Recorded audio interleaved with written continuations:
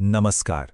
कभी ये सोचा है कि कोई ऐसा त्योहार भी हो सकता है जिसमें ज्ञान की देवी की पूजा भी हो और साथ ही प्रकृति भी अपने सबसे खूबसूरत रूप में हो? आज हम इसी सवाल का जवाब ढूंढेंगे कि आखिर वसंत पंचमी क्यों मनाई जाती है। यह सिर्फ एक दिन का उत्सव नहीं है, बल्कि ज्ञान और प्रकृति के मिलने की एक बहुत ही प्यारी कहानी है। तो चलिए इसी सवाल की तह तक चलते हैं। आखिर ये कैसे हो सकता है कि ज्ञान की साधना और प्रकृति का खिलना ये दोनों एक ही दिन एक ही त्योहार में समा जाएं? आइए इस अनोखे संगम के पीछे की कहानी को समझते हैं। देखिए, इस त्योहार को समझने की जो पहली कड़ी है ना, वो प्रकृति में ही छिपी हुई है।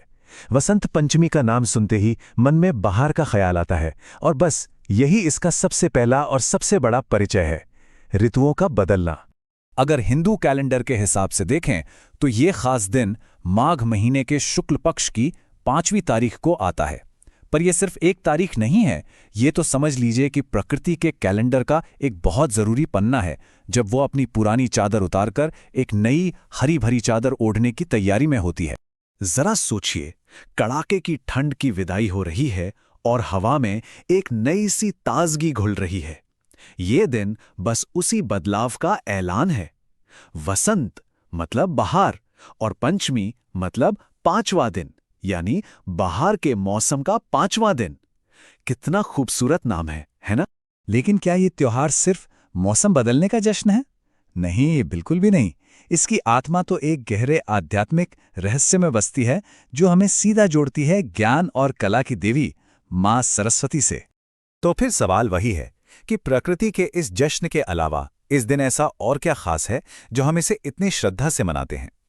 इसका जवाब हमें उस देवी की कहानी में मिलता है जिनके हाथों में वीणा और पुस्तक विराजते हैं। ऐसी मान्यता है कि इसी पावन दिन पर ज्ञान, संगीत और कला की देवी मां सरस्वती इस सृष्टि में प्रकट हुई थी। तो ये दिन सिर्फ वसंत का स्वागत नहीं, बल्कि एक तरह से ज्ञान की देवी का जन्मदिन भी है। और हाँ, मां सरस्वती सिर्फ किताबों की देवी नहीं है, वो हर उस चीज की देवी हैं जो हमारे जीवन को सुंदर बनाती हैं। चाहे वो ज्ञान हो, संगीत की कोई धुन हो, या फिर कैनवस पर उकेरा गया कोई रंग। वो चेतना की वो किरण है जो अज्ञान के अंधेरे को दूर कर देती हैं। और यही वजह है कि इस दिन हर छात्र अपनी किताबों को, हर कलाकार अपने साज को और हर लेखक अपनी कलम को मां सरस्वती के चरणों में रखता है। ये एक प्रार्थना है ज्ञान और कला के उस अनंत सागर से बस एक बूंद पा लेने की। चलिए अब इस त्योहार के सबसे चमकदार पहलू पर आते हैं, पीला रंग। कभी सोचा है कि वसंत पंचमी आते ही हर चीज पीली पीली क्यों नजर आने लगती है? कपड़ों से लेकर खाने तक ये रंग इस दिन का पर्याय सा क्यों बन गया है? देखिए, वसंत का मतलब ही है नई ऊर्जा, नए पत्ते, नई उम्मीदें। और पीला रंग ये सूरज की रोशनी का रंग है, आशा का रंग है, नई फसल की चमक का रंग है। तो ये रंग वसंत की इसी पॉजिटिव एनर्जी का प्रतीक है। इसका जवाब हमें अपने आसपास देखने से ही मिल जाता है। इसी समय भारत के खेत सरसों के पीले फूलों से लहलहा उठते हैं, मानो जैसे धरती ने कोई सोने की चादर ओढ़ ली हो। और जब प्रकृति ही पीली हो जाए तो हमारी परंपराएं भला उससे अछूती कैसे रह सकती हैं? क्या कमाल का तालमेल है, नहीं? मतलब प्रकृति हमें सरसों के फूलों के रूप में एक इशारा देती है और हम उसे अपनी थाली में और अपने कपड़ों में सजा लेते हैं। पीले कपड़े पहनना, पीले मीठे चावल बनाना, ये सब प्रकृति के उस खूबसूरत तोहफे का शुक्रिया अदा करने का हमारा अपना तरीका है।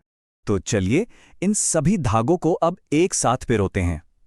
हमने देखा कि ये त्योहार सिर्फ एक उत्सव नहीं है, बल्कि 3 मजबूत स्तंभों पर खड़ा है: प्रकृति का नया जीवन, ज्ञान की शक्ति और ऊर्जा का प्रतीक पीला रंग। अगर इस पूरे त्योहार को एक वाक्य में समेटना हो तो शायद ये कहा जा सकता है, ये ज्ञान, प्रकृति की सुंदरता और सकारात्मक ऊर्जा का संगम है। ये एक लाइन इस त्योहार की पूरी आत्मा को हमारे सामने रख देती है। तो अगली बार जब वसंत पंचमी का दिन आए तो ये याद रखिएगा कि ये सिर्फ एक त्योहार नहीं है, ये इस बात का उत्सव है कि कैसे एक मुरझाया हुआ पेड़ फिर से खिल सकता है और कैसे ज्ञान का एक छोटा सा बीज हमारे जीवन को रोशन कर सकता है। और अंत में एक सवाल, आज की इस भाग दौड़ भरी जिंदगी में जहां हम प्रकृति से शायद थोड़ा दूर और जानकारी से घिरे हुए हैं, क्या वसंत पंचमी हमें ज्ञान और प्रकृति के बीच एक संतुलन बनाने का कोई संदेश देती है? सोचिएगा जरूर।